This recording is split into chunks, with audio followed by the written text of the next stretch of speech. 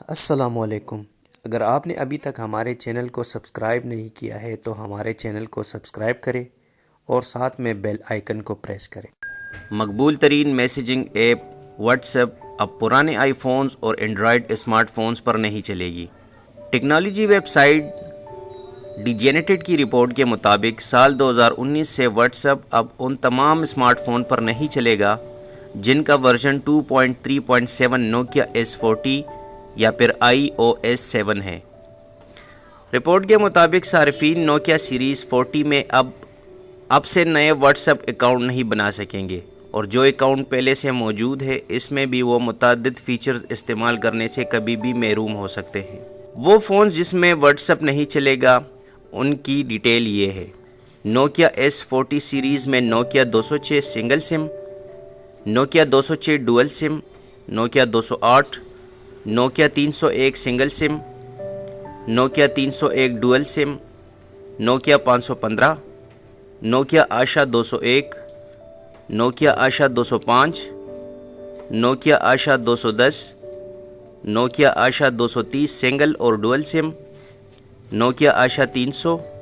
Nokia آشا 302، Nokia آشا 303، Nokia آشا 305، Nokia آشا 306، Nokia آشا 308، Nokia آشا 309، Nokia آشا 310، Nokia آشا 311، Nokia آشا 500، Nokia آشا 501، Nokia آشا 502، Nokia آشا 503،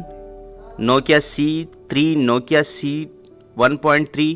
Nokia X1.2، Nokia X1.2، Nokia X2.3 اور Nokia X5.3 شامل ہیں۔